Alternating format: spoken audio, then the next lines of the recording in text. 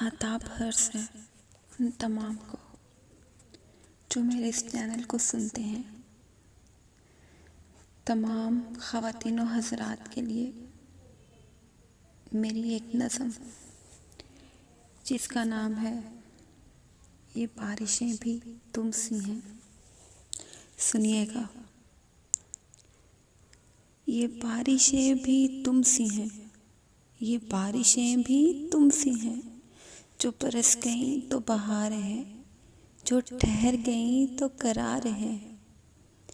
کبھی آ گئیں یوں ہی بے سبب، کبھی چھا گئیں یوں ہی روز شب. کبھی شور ہے کبھی چپ سی ہیں، کبھی شور ہے کبھی چپ سی ہیں، یہ بارشیں بھی تم سی ہیں. کسی رات میں کسی یاد کو ایک دبی ہوئی سی راکھ کو، کسی رات میں کسی یاد کو ایک دبی ہوئی سی راکھ کو، کبھی یوں ہوا کہ بجھا دیا، کبھی خود کو خود سے جلا دیا.